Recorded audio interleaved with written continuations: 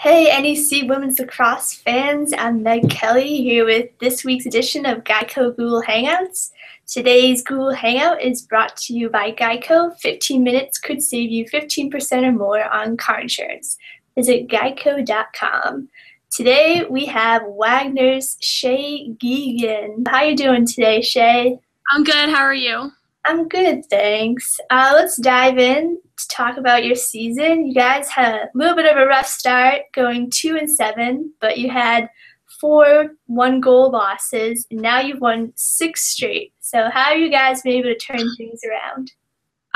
I think that our schedule really helped us out, especially even though it may look bad on paper.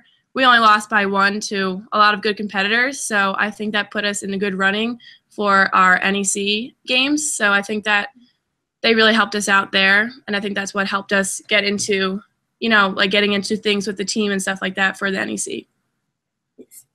And you guys were in the NEC Championship game last season. Mm-hmm. Coming into this season, was one of your goals to get back there and to win the whole thing? Definitely. I feel like every season for every team in the NEC's main goal is to get to that championship. So, yeah, that was definitely screwed into our minds, especially from last season. We killed it in the semifinals and didn't fall through for the final. So that's definitely a huge, huge goal for us this year.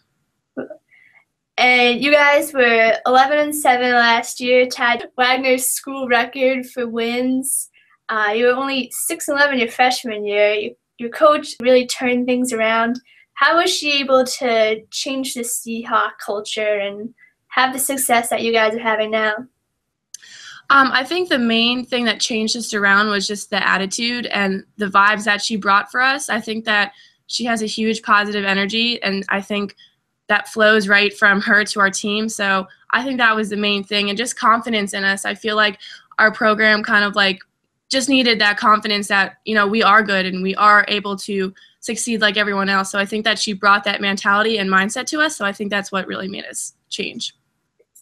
You're leading the nation in ground balls and cause turnovers, Defensive Player of the Year last year.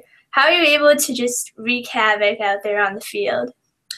I think that I'm able to take some risks because I have a solid defense behind me. We're pretty experienced considering my grade and the grade above me has been here for a while. We haven't lost many girls since last year, so I think that their confidence behind me really pushes me to be able to be that good player and know that I have the support behind me to, if I am to make a mistake, that they're there for me and that, they'll make it up for me. So I think that the ability to take some risks with them behind me really helps my ability.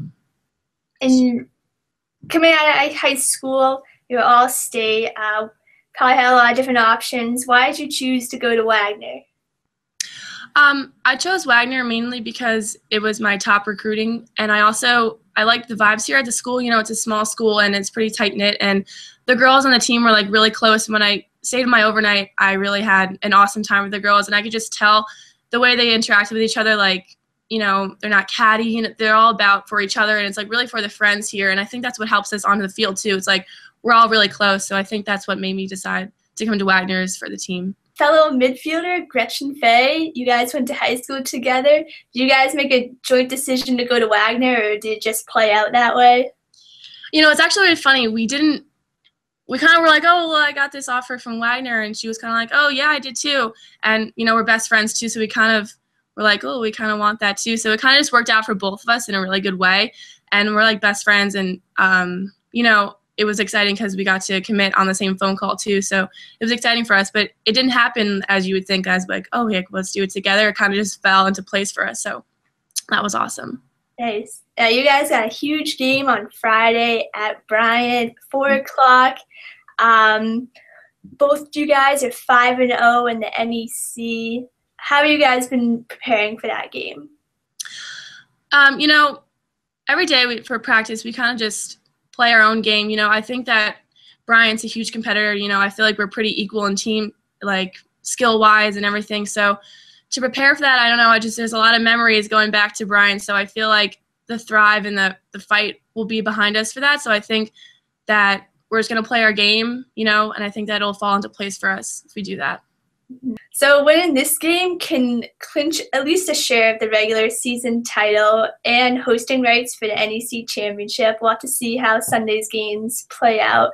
But what would it mean to you guys in the program if you could claim your first regular season title and hosting rights to the NEC Championship? I mean, I think that would mean a lot, a very lot for us because, whenever we come into the season, we're like, okay, like, what's your goals for the season? And it's always win the NEC Championship. And I feel like here this program has been saying that for a lot of years. So I feel like to get that goal to actually be accomplished would be huge for not only a team, but for the school and for our program and for women's lacrosse. I feel like we'd have like such respect, and I feel like that would mean a lot for our program. It would give us, a lot of people to like not underestimate us anymore. So I think it would mean a lot for us. Nice. All right, last question. I noticed that you and the rest of the Seahawks have some pretty strong eye block game going on for your games. Can you provide some insight into that? I think we did it for one game because we were pretty pumped to get some of our wins back, and now we're kind of being a little superstitious, and we're like, well, we don't win their eye black now. So everyone's wearing their hair the same, their socks the same, so the eye black has to stay. So we have the wins keep coming for us, so I feel like it's more of a superstition kind of thing than a aggressive look kind of thing.